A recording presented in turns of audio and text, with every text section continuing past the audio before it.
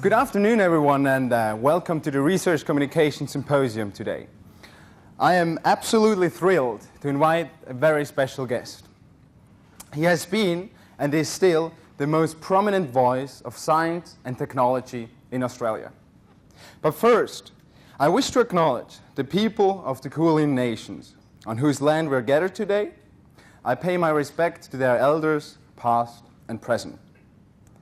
The event today shall be building up on the momentum of the retreat we had 10 weeks ago, where we came together for 2 days to broaden our knowledge, and that gave us the chance to network within the student body.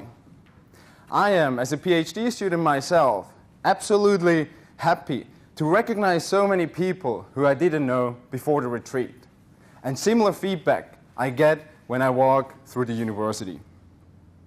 The event today was made possible by Sue McCamish, Julie Holden, and Helen Crickland. Thank you so much. After the talk, we will be having time for questions, followed by a really delicious lunch. But now, let me introduce the speaker for today. Robyn Williams is a science journalist and presenter of Radio National's Occam's Razor and The Science Show. The Science Show is one of the longest-lasting radio programs in Australia, having started over 40 years ago. He has conducted countless interviews with scientists for the ABC TV on shows such as Quantum and Catalyst. Robyn is highly respected in the academic world. He was the first journalist elected as a Fellow of the Australian Academy of Science. He has received an honorary doctorate from the Universities of Sydney, Macquarie, and Deakin. The ANU has awarded him a doctorate in law, and he is visiting professor at the University of New South Wales and adjunct professor at the University of Queensland. Today, Robyn will be sharing his rich knowledge in science communication with us. The focus of his talk will be on how to communicate complex ideas to a broad, non-academic audience. Robyn is based in Sydney and has traveled all the way down to Melbourne exclusively to talk to us. So please join me in welcoming Dr. Robyn Williams. Thank you. Thank you so much. Yes, it is a long way. Especially when the traffic is unbelievable. I'm going to ask a few silly random questions to begin. I'm a tremendous name dropper, such that the floor is often quite vulnerable. The crunch of names as they drop. I'm going to ask you a few names, such as, anyone here from India? Ah, one, two, yes. Venky Ramakrishnan. Does that name ring a bell? Venky Ramakrishnan. And why should you want to know about such a name? Well, he's the first Indian to be elected President of the Royal Society of London, which is, of course, 360 years old. Never had a woman as president. And Venky is the most wonderful, free, easygoing fellow. When I interviewed him, he turned up on a bike carrying a little rucksack. You wouldn't think he's one of the most famous people at Trinity College in Cambridge. And he won the Nobel Prize in 2009 for finding out how ribosomes work. And he also went to primary school in Unley in Adelaide, which he described as one of the most charming experiences of his life. Anyone here from China at all? You heard of Zhenrongji? Zhenrongji, why should you know about him? He studied solar physics at the University of New South Wales. And as you probably know, Australia is fine at developing scientific ideas, but absolutely lousy at applying them. So even though we've had Martin Green, who taught Zhenrongji, held the record for solar applications for, was it 27 years? the efficiency of these solar cells that you put on your roof and so on. They broke the record only last year, again, possibly making them 40% efficient. Amazing. Yet the industry is in China. Zheng became one of the richest people in China, comes back on a regular basis to New South Wales to help and to wonder why Australia doesn't develop its own discoveries. Well, going back, what about somebody called Ada Lovelace? Anyone heard of Ada Lovelace? 1, 2, 3, 4. Interesting. Ada Lovelace, well, the anniversary was last year. We won't mind that. Ada Lovelace in 1842, not 1942, wrote about the possibilities of the internet. She was the first computer programmer in history working with Babbage. 1842. Can you believe it? The reason I mention these names is that science is essentially a matter of what human beings do. And there are all sorts of stories attached to human beings. You can argue about whether someone was the most brilliant or the first. Some people actually argued at the anniversary of Ada Lovelace's birth as to whether having superheroes was something that puts off young, hopeful scientists. If you've got someone who's got all these Nobel Prizes and brilliance and has written everything that is almost beyond belief brilliant, does it make you simply say, well, I can't do that, I'll give up? I remember when I was doing maths at school at the age of 15, the maths master set the most difficult exam in history and then read out the results. Norman Ames, 99% second. I got 85%, which was, by any standards pretty damn good, but I was 16th, and I virtually gave up. So should superheroes put you off, or should they be examples? What's the story? Well, telling stories about the nature of science, the nature of your work, is vital, and that's what we're here to talk about today. And I need to give you evidence that it is vital, and I can do so reasonably easily because there's so much of it going on. I would say that the standard of the discussion of science, especially amongst young people, especially amongst women, young women, has been transformed in the last 10 years. And it's been transformed because lots of people decided to concentrate on it as a good thing and to give you lots of practice and advice. It doesn't happen by some sort of miracle. It happens because people do it, analyse it, and make it happen. There are some universities where it hasn't actually taken place, and I go along to them, and sometimes I'm a judge, and I see that some of these rather more old-fashioned universities who smug, they just say, well, we're good at everything, so we'll be good at that, so we'll just do it. And they stand in front of a whiteboard with dot points, or they have their own PowerPoint presentation, which they have done any number of times. And if it's a short address, they simply stop at 3 minutes or stop at 4 minutes. And it doesn't work.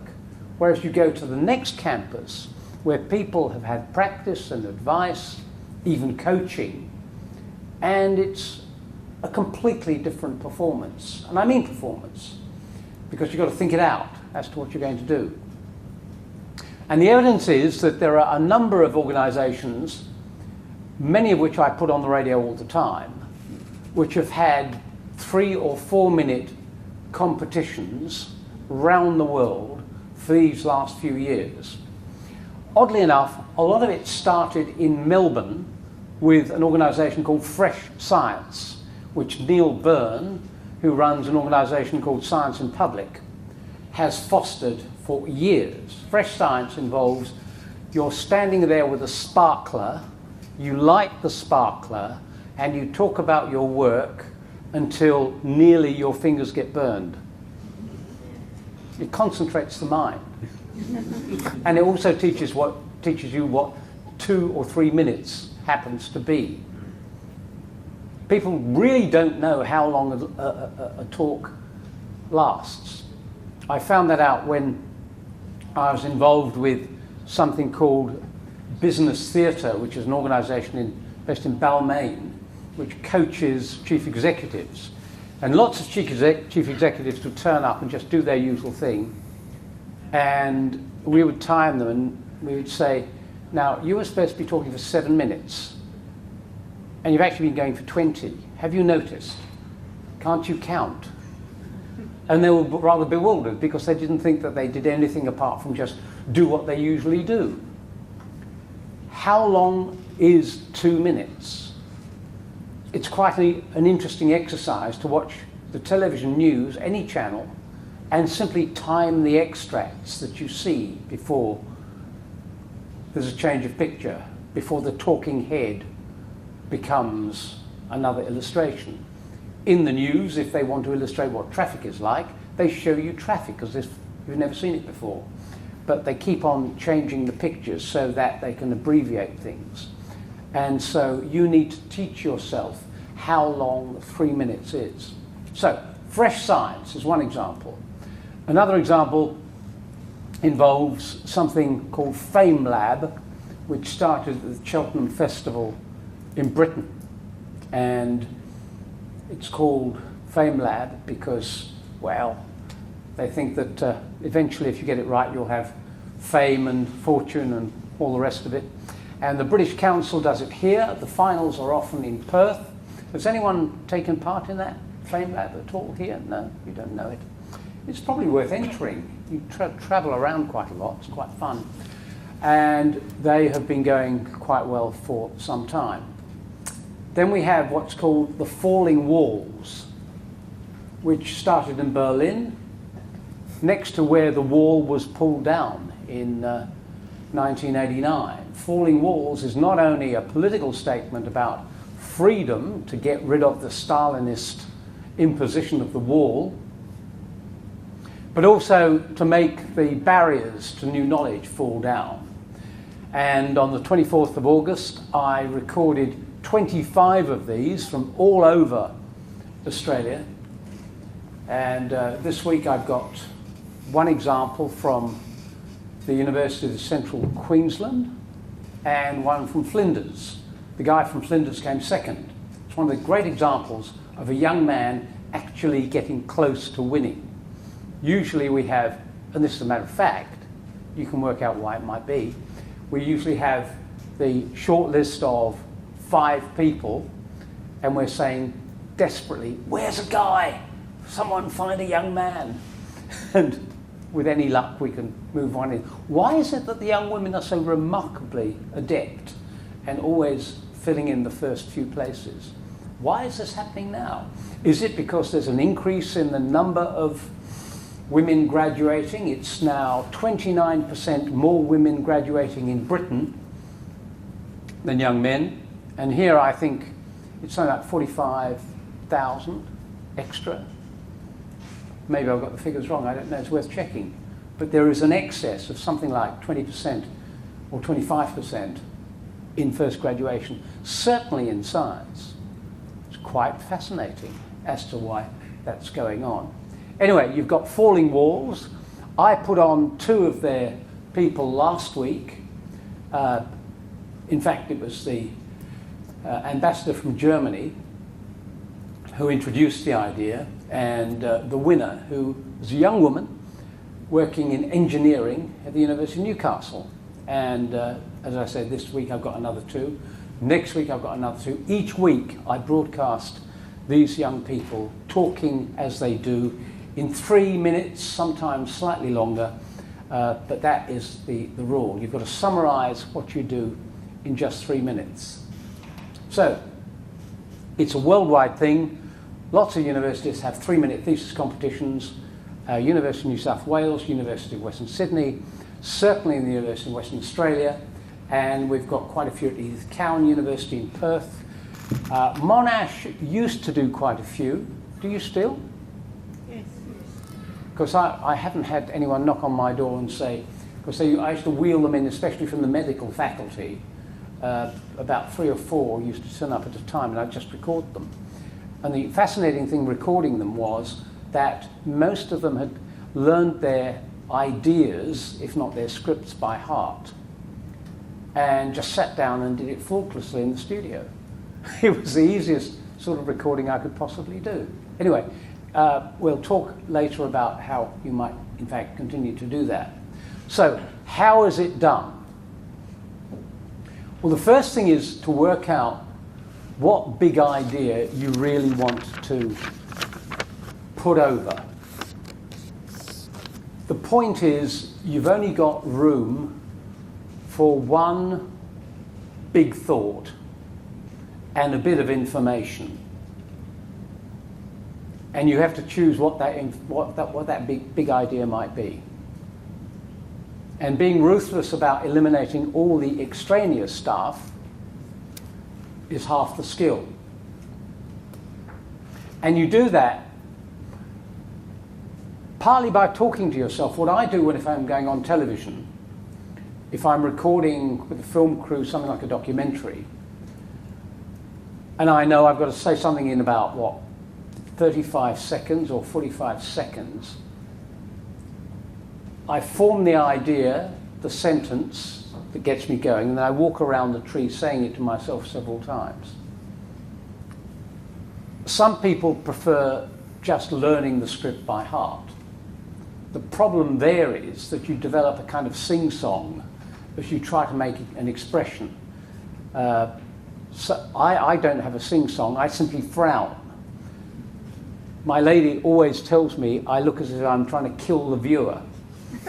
I'm not doing that. I'm not in a bad mood. I'm just trying to remember what the bloody words are whilst looking at the camera. And also the problem is that when you're doing film, they want you to turn around, look at the camera, look up there, go around that, and I'm not a dancer. My lady is a brilliant dancer, and she can move and talk at the same time with no problem at all. I forget I've got 2 feet. It's very disconcerting, so I frown and look at the camera like that. Other people who are remembering their script have developed sometimes a sing-song. That is now beginning to fade in more recent years as they learn just to be natural and say what they want to say without seeming to be artificial. So first of all, you develop your big idea, then you have sufficient amount of information so that you can get the substance of your science across. Now, many of the competitions, such as Falling Walls, are judged not simply on performance, but on the scientific content as well.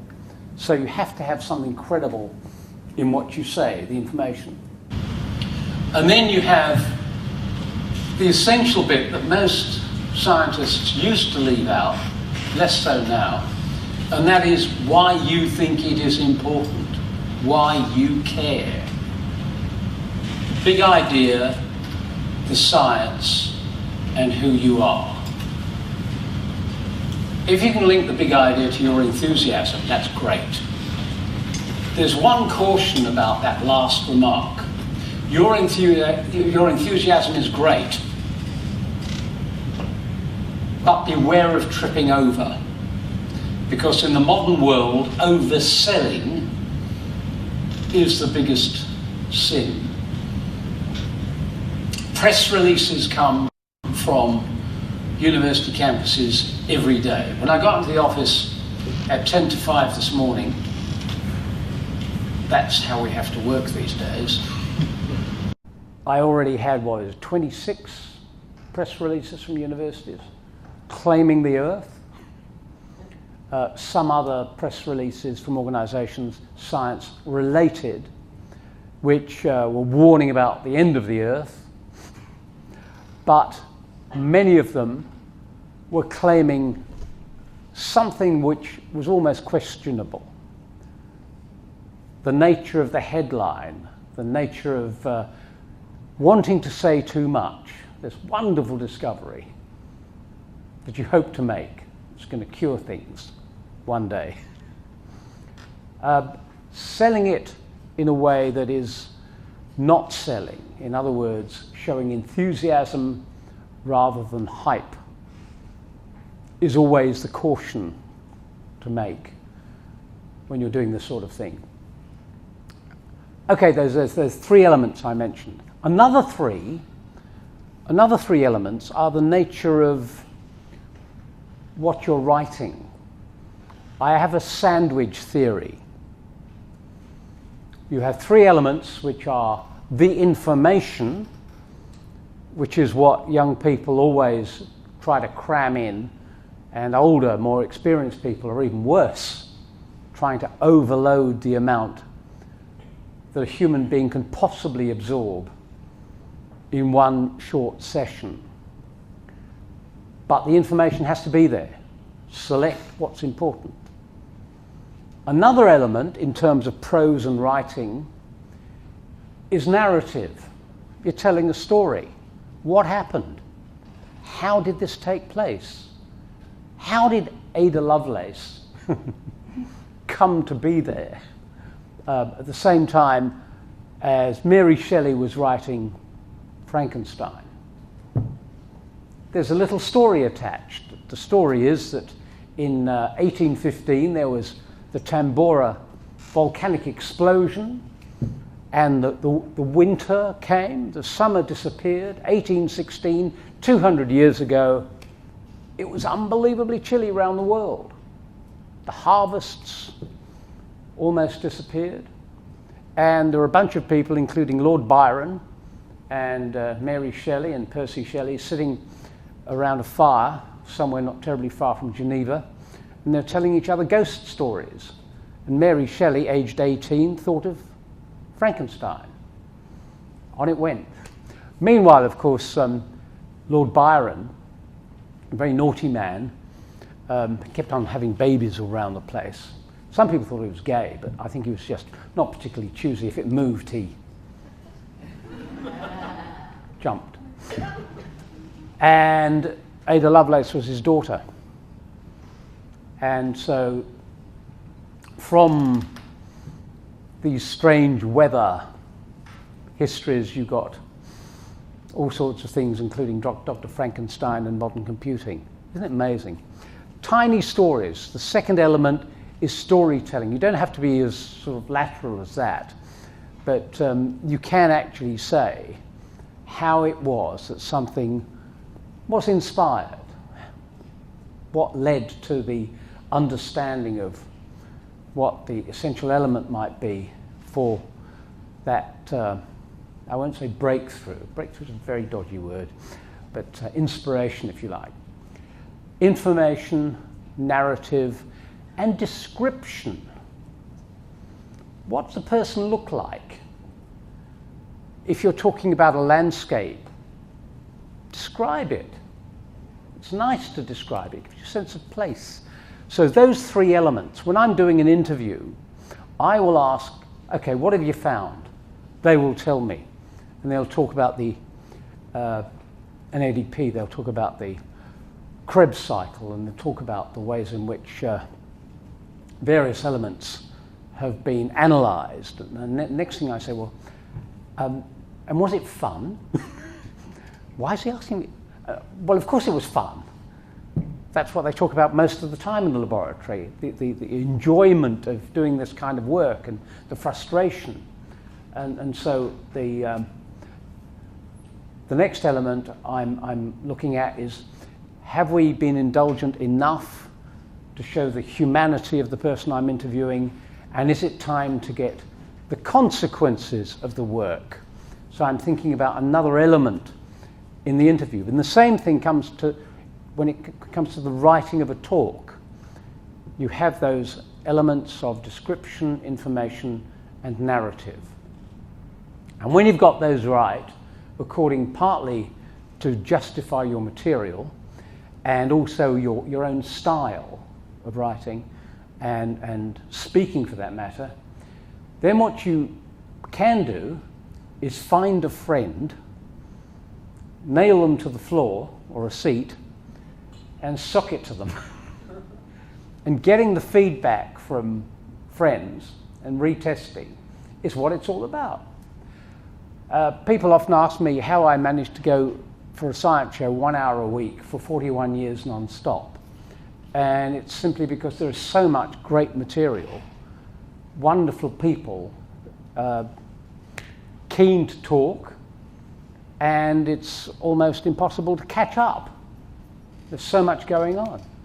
I never run out of material. I've always got too much. It's always an embarrassment of riches. And my colleagues find the same thing. Dr. Karl, who's probably far more prominent, you're very kind, but Dr. Karl is far more prominent than I am. I've just been going longer, I'm older. And he finds the same sort of thing. And that really illustrates one of the problems that we have in this modern world. There are too many bloody stories. And just hurling stuff at people really isn't a good idea. There's got to be a context. There's got to be a connection. See what I mean? When I started radio and television, there was something like 6 channels.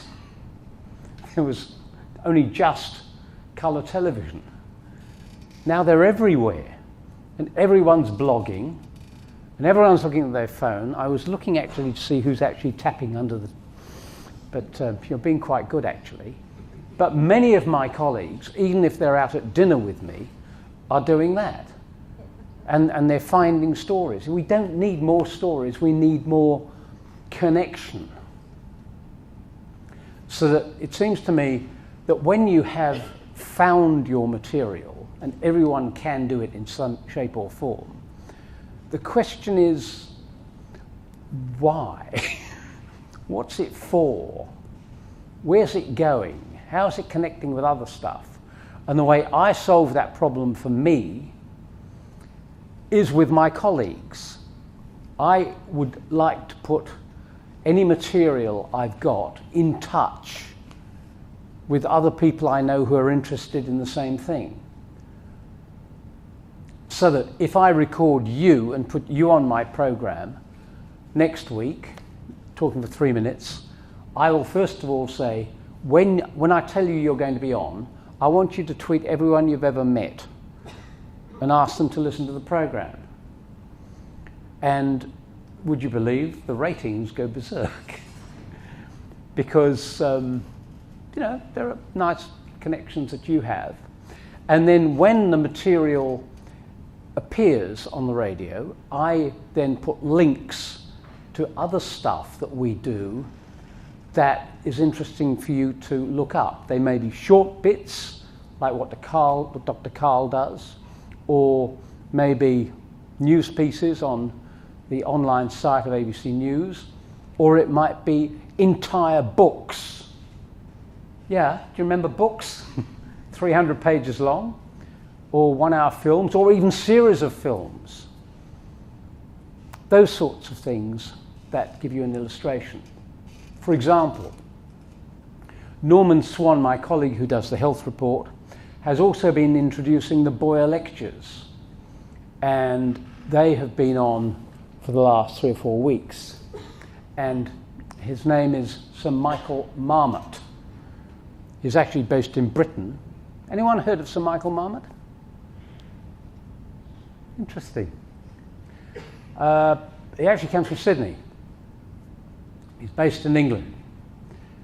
And he has one big, outrageous idea, and that is your health is better if you're more powerful.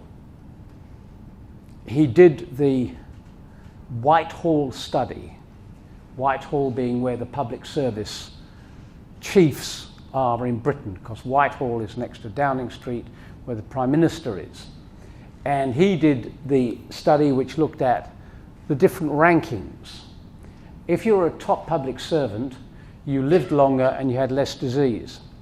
If you were the person who cleaned the office, or worse, was sacked from cleaning the office, you lived far less and your health was worse. So, when I did a program last Sunday, Occam's Razor, from Broome in Western Australia, about some of the most shocking suicide figures in the world, Aboriginal people in the Kimberley, I linked it to Sir Michael Marmot so that you could then see a story of ideas. And then when you go not simply to the script of Sir Michael Marmot's talks, but then also to the bigger studies, you can then see really some wonderfully elaborate ideas of how it is that health depends on your social experience, as well as nutrition and all the rest of it. But in a word, on power or lack thereof. So I'm trying to connect material. So when I'm writing something, even though someone might say, do a 3-minute talk, fine. I might get a few quid for it, a few bucks. I might earn my living working for the ABC. But just churning out stuff in a world that is drowning in stuff has no point. But make connections at the same time. Put hooks there. Give it relevance. And if that makes sense, I'll be delighted. So, that's more or less from me. I've been making these programs on radio for a long, long time. I'm delighted to see that the podcast figures and the various print figures, the online figures, the feedback from around the world for what we do is pretty substantial. Not just in numbers, but in the quality of response. You know, you might have just 2 or 3 people listening or reading the script and acting on it, and that traction, if you like, makes it all worthwhile, not simply thousands. My partner's called Jonica Newby. She does things for Catalyst. And when she did her last couple of programs, it happened to be on making dogs happy. She didn't choose the subject. She was told to, and she said, well, I did that 17 years ago, but okay. They thought it would get ratings. And in the 5-figure ratings that the ABC gets, she scored 560,000 in the 5 ratings cities that they measure. And she thought that was a failure. If you add the various other places that they don't have in the ratings, like the whole of Tasmania and northern Queensland involving Townsville, Canberra, it comes to at least 1 million. Would you find 1 million listeners or viewers disappointing for your presentation? I wouldn't. Have you ever seen 1 million people in front of you? But it's a strange attitude. What is success and what is not success?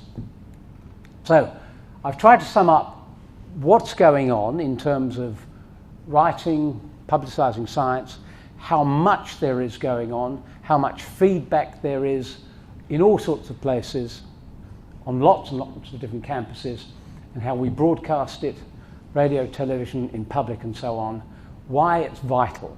One thing I have not mentioned is the really significant thing as to whether it counts, whether you do science later or not. And the point is, well, there are 3 payoffs. There's always 3. Doing this sort of work, trying to communicate science, 1, tells you more about the work you're doing than almost any other exercise. If you put it in simple language, you understand the point of what you're doing, and you manage to prove to yourself through thought out words what the line is, what the significance of it might be. So it teaches you more about your own work. Secondly, if you are going to be a scientist, everywhere you go professionally, you'll have to speak about your work. In short bits, in long bits, incessantly, as I am now. It's part of the game. But what if you then, thirdly, leave science and you go and do something else? And I think the chief scientist, Alan Finkel, former chancellor of this very esteemed university, says that 40% of the jobs of the future haven't been invented yet. But all of them require you to talk about your work. And if they have elements of science, that's fine. Many of them don't. Many people who are trained in genetics or mathematics, one person I know, the mathematics of bird flight and fish shell movement, went to work and run Deutsche Bank because the maths involved was the same for both birds, fish, and bankers, would you believe? And had to talk about his work. Wherever you go, this is the element of communication that must be understood, whether you do science or not. So it is vital to do. So that's all from me. Any questions on anything I've mentioned?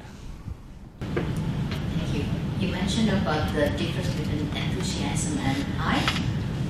So when is a good time to communicate about our work? Beginning, middle, or end? Say that louder. The Hype, yeah. hype and between hype and enthusiasm. The question is, when is a good time to communicate our work? When is a good time? Well, I think you should communicate your work all the time. You're discussing it all the time anyway. And there are various formal ways to do it. And making sure that you don't have hype involved is a matter of discussion with whomever asks you. If you're asked to do something, A, find out who the audience is, and B, what the style might be. And that is the way to work out whether you're telling people who know an awful lot about your work anyway, and you don't have to tell them too much about the magnificence of the ideas. You know, a sober summary of procedures and the work involved might be enough. But when you're talking to the public, never assume they know that much. Treat them as intelligent, yes. Don't give them Mickey Mouse summaries, which are so irritating to those who know a bit.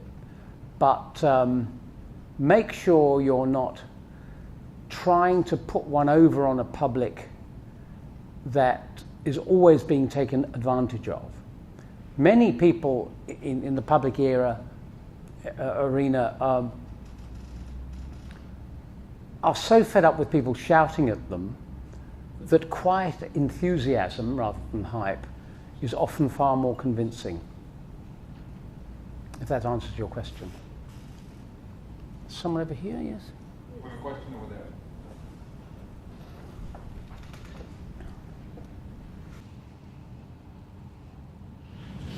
Thank you very much, Robyn. It's fantastic to have you here. I've just got a question. You've talked a lot about the internet, you've talked about books, and what do you think is the future of scholarly publishing, specifically in relation to scholarly articles? Which articles? All forms. I suppose I'd really like to hear your comments in relation to open publishing and your views on its opportunities for the future. Open publishing. Do most people know what open publishing is all about? We actually had, one of our privileges was to have in the ABC some fellows, the 5 under 40, that's 5 scientists under 40 years of age. This year they were so brilliant we had to have 6. But Alice Williamson from the University of Sydney was one of the great examples doing open work on malaria. And that meant they publish as they go and you get feedback as you go. And that way, she says, you get tremendous momentum. It means, of course, that they've got to work twice as hard keeping the dialogue going. But I'm no expert on it, but people like her, and you can actually find what she wrote in the Science Show a few months ago if you just Google Alice Williamson Open Science, give advice on how it works. There's another form of open one, two more I'll mention. One of them, much to my surprise, the journal Nature. David Swinbanks, who is in charge of the journal, plural, journals Nature in that part of the world, has been fostering certain leaders in the field to do online publishing of nature, say journals. And so you've got the quantum computing people at the University of New South Wales. Michelle Simmons is editing that line, and they're doing more in brain science from the University of Queensland. And being online, that is a different form of publishing, not quite as open as the other sort, where you get feedback all the time. But that is a way of having material brought up far more quickly than normal. There's another form of open science which, funnily enough, I was discussing on Tuesday with a rather wild science communicator who happens to be my nephew. And he's doing a tour of Australia at the moment, doing public gigs. His name is Ben Goldacre, and he published a book called Bad Science, followed by something called Bad Pharma, Pharma. And what he does with his outfit of 8 people at the Department of Evidence-Based Public Health in Oxford is track papers published doing trials of drugs, and within days giving feedback as to their quality and slamming them if they've made a mistake or they're putting one over on the public in terms of what's really been found. So I think there are elements of open science which are using the internet in ways which many people have not predicted and are changing as we look.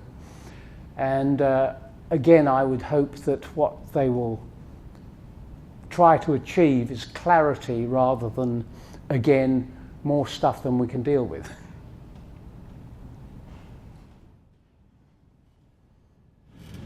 Thank you, and thanks for being here today. It's good to put a face to my radio after so long. You mentioned your inbox and the piles and piles of press releases, and it immediately reminded me of grant applications, particularly the ARC process. And you also mentioned that we should be communicating more. But I think a few of us probably feel like we have full-time jobs in communication, writing grant applications, and science is our hobby.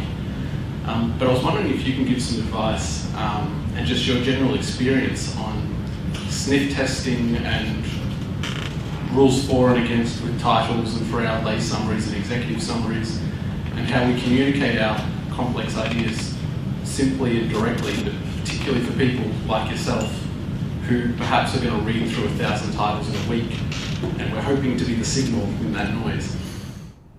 Well, yeah, I don't know what the rules are with formal applications. Margaret Shield, of course, is the person I would phone up. She's at the other place, the Provost of the University of Melbourne. She used to be head of the, what do they call it, the ARC. I tend to look at papers provided for competitions, and I sometimes cannot believe the volume of stuff they throw at you. I mean, page after page after page. Do they imagine that anyone's going to read all that? It's just incredibly unlikely. So what I'm looking for is the really terse abstract, which tells you what it's about and does it in language that doesn't necessarily oversell again, but has a kind of fillip of humanity in it that tells you why it's important.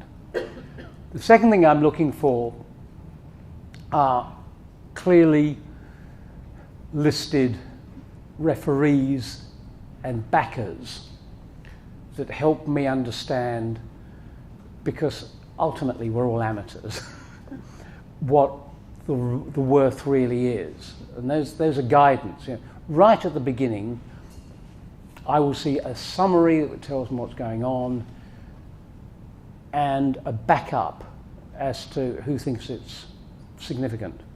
Then I'm on my way. I can look through the other stuff and get, by scanning, what I need to add to that good start. What I don't want is just acres of print. And however much you fill in under the headings, the ticker box stuff doesn't work. Most of us who are judging this stuff do so by feeling in the gut, frankly. Does this match what's needed or does it not? Is it in the league or does it? You know, the ticker box and the scoring of numbers, as far as I'm concerned anyway, in what I do, which is not anything to do with grants, really is the fail-safe. If you have to justify what you've done, you've got the numbers there somewhere, and you say, I always scored 9 out of 10 for that, or 20 out of whatever it happens to be. Then you can argue your case with the other judges. But I must say I find the grant application process something I could not stand in your position. It's given the success rate of 1 in 5, good, you know, of 5 good projects, only 1 is chosen. We're not talking about the rubbish, we're talking about the good propositions. And I think the underfunding of scientific research in this country is a national scandal. It really is. You've been waiting for a long time.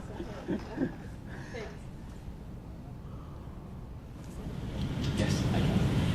You talk about the deluge of ideas and proposals that come into your office every day. How do you go about deciding what to put on your program? Have you ever been embarrassed or regretted anything that you put on your program? Have I been embarrassed by what I put on my program? I've been embarrassed by what other people have put on their programs. I've been embarrassed by 2 or 3 programs on catalysts done by one particular reporter. And it's been in the press, so there's no secret about this. And I've been embarrassed, annoyed, that the other reporters, who are absolutely marvellous, have suffered accordingly. Every now and then we do something that, shall we say, needs adjustment. And I'm fortunate having a program or 2 programs every week, sometimes 3, and I can make that adjustment fairly quickly. But no, we haven't had too many hiccups. There was one process when I was quite young. I kept seeing papers by Michael Briggs in the journal Nature and also in the Lancet. And I was, at that stage, able to do lots of health-related items because Norman Swan hadn't been invented yet and we didn't have the health report, which gives you an idea of how way back it happens to be. And Michael Briggs had subject matter that involved the pill, contraceptive pill, smoking, and often vitamins, all these things which are king hits. All we needed was sharks and dinosaurs and we'd have a complete list.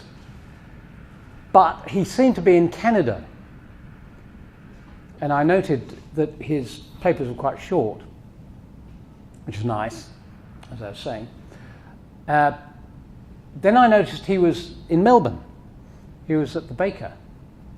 No, sorry, he was at the Alfred Hospital, not the Baker. And then he became Foundation Dean of Science at Deakin University. And whenever there was a slow week, which in the beginning, when you're finding your feet, Michael, got anything? Yes, he's just published in, I said, already? And so on he'd go, and we put him on the news, and it was great. And then I broadcast something, and I had a phone call from a professor at Monash, Mark Wahlquist. Anyone know Mark Wahlquist here? Yeah. He phoned me up and said, that work on beagles, there's never been a beagle on the campus of Deakin University. Michael Briggs had been making it up. He knew what the answer should be, and many people who perpetrate fraud are very, very bright. They just couldn't be bothered doing the experiments because they know what the result should be. So why get your hands dirty? Just write it up. It's quite incredible. I ran something in Occam's Razor, actually from Melbourne again. It was by a QC who talked about ways in which some people had got away with it for a long, long time because nobody challenged them, and how easy it was for them. And they even wrote books about it, how isolated they felt, how they could write these. So I have in the past broadcast what turned out to be hoaxes by people like Michael Briggs. He's now dead, actually, so disappeared in disgrace. It was very sad because the Vice-Chancellor of Deakin University, the foundation Vice-Chancellor, kind of broke his heart, which is very sad. But apart from that, no, we've only had one example of a student, actually, who wrote something for me about the computerization of clothing. And as I said, I put on communication from students very, very willingly. This wasn't a 3-minute thesis. This was just a little piece she wanted to write. And on the Monday after the broadcast, someone emailed me saying, do you realize that's word for word what was in the New Scientist 2 weeks ago? And so we got in touch with her, and she said, oh, no, we always do that. I said, it's called plagiarism. You're not allowed to do that. Haven't you heard? Oh, look, students do it all the time. And that would have been okay to some extent, even though we blasted her. But she was on Media Watch the following week, which means that we got smeared as well. We copped it because, frankly, if I turn around to my bank of researchers of 0, I have no producer. Well, I've got one producer called David. I've got no reporters and no researchers. So either I smell a rat or we fall over. So there have been some. Yes, please. Yeah. Thanks. How do you avoid preaching to the choir? How do you reach people with important science when they don't want to listen? And I'm thinking of a recent Q&A on climate change, but more generally, what Malcolm Roberts, you mean? Yeah, and Cox. How do you reach people who don't want to know? Given that Radio National has got a listening audience of between 2.5% and 3.5%, you tell me. How do we get the other 97%? How do we solve the problem that most of our bosses say that young people, most of the people in this room, have got an attention span of 7 minutes max? That's what they say. We have to be fast. The only reason I've still got a 1-hour program is that I haven't died yet. You know the old saying, how to get a new idea, wait till the professor's died? Well, I think in many respects they're waiting for the older generation simply to fade away. On the other hand, frankly, I've talked to you about ratings and impact and most of the measures. How we reach the people who otherwise don't know about us is a lifetime's job. I do it by having shoe leather worn out. I go places and I listen to what people say and I react to what they say. And secondly, I put them on. I put them on whether they're scientists or ordinary people. I would go, for instance, to the Edith Cowan University where they're working on something that intrigues me personally in many ways, and that is the connection between treating cancer and exercise. and I will interview Natalie, who had her breasts removed several weeks ago and is in the middle of chemo and yet in the lab. And I will ask Natalie how she feels about these things, how she feels physically, coping with the exhaustion and yet doing it. So I will be there involving people who are not scientists in the public, putting them on and having that kind of interaction. This week I've got something from a Launceston museum, which has a number of sheds, because it used to be a railway yard, where people who run computing businesses, have brought in equipment old and new and invited kids, that is school kids, as well as students, to come in and play with it and make stuff that is needed by the museum and which is fun anyway, and which shows these young people what life is like working with business people before they've left school, before they've left university. So that is my continuing experiment of going out there and putting them on and hoping it makes an impact. But you know, the 97% deficit, if you add all the programs together, however, the ones on television, the ones online, the podcasts, I think 85% of the population gets our stuff in Australia. And we all go around the world. 10% of our listeners are overseas. And we're always innovating. You know, the app. So any suggestions, most welcome. I guess we have time for like one more question.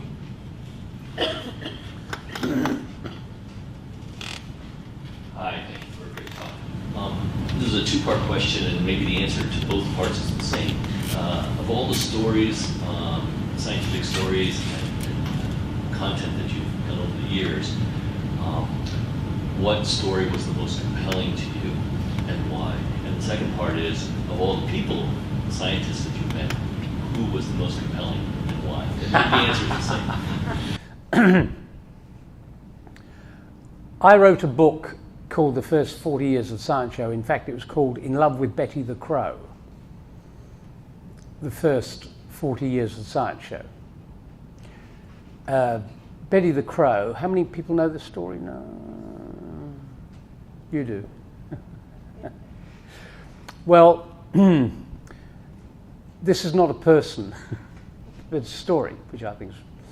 I mention it because I happen to have it in Occam's Razor this week in a different form. Alex Koselnik comes from Argentina. He's a professor of zoology at Oxford. And he had a number of Caledonian crows and was studying their use of tools. And he provided, in this great big cage, tubes of food down too low and hooks.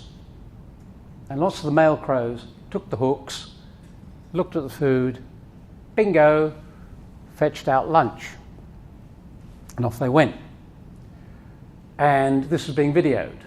And the person in charge of the video was a young student. Young students, as you know, are unreliable. And he went home and forgot to turn off the video machine. But they are there for a reason.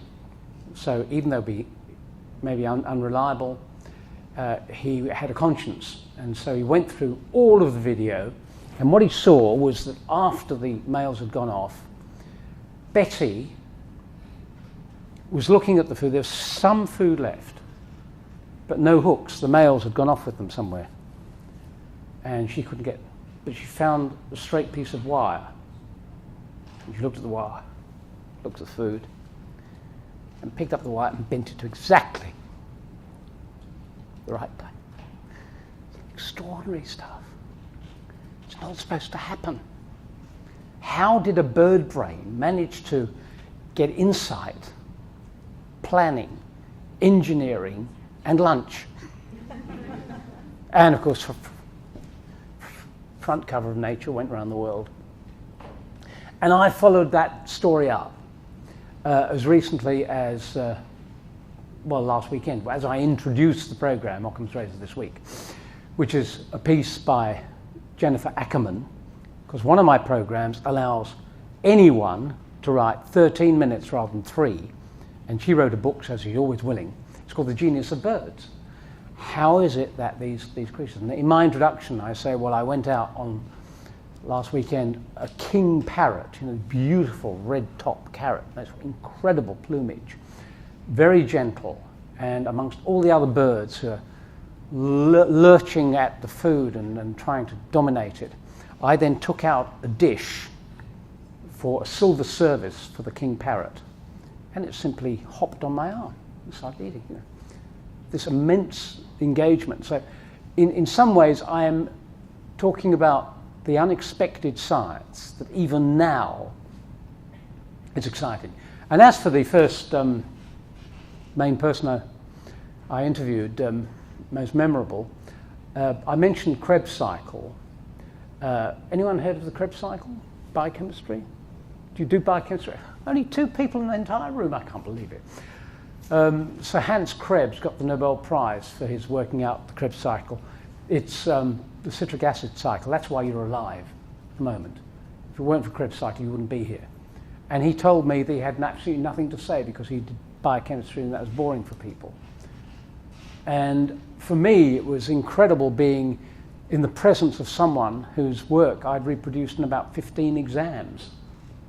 And you don't imagine something so significant as a living person. And there he was, saying he was boring. He had a Nobel Prize. How can you be boring with a Nobel Prize?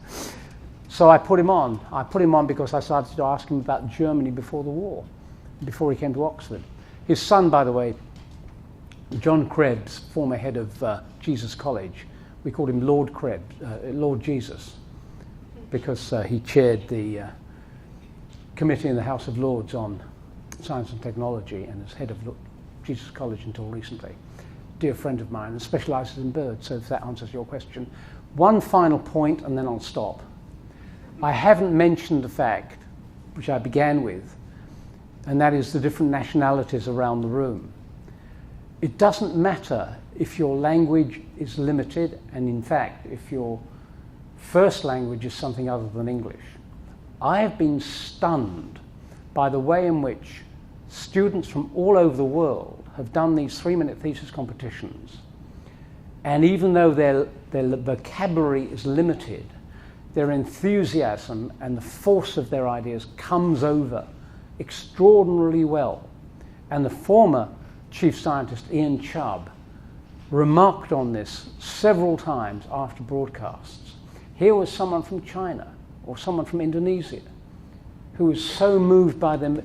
The fact that they were slightly ill at ease with the English language didn't matter at all. In fact, it was exciting. So, end of. Thank you so much for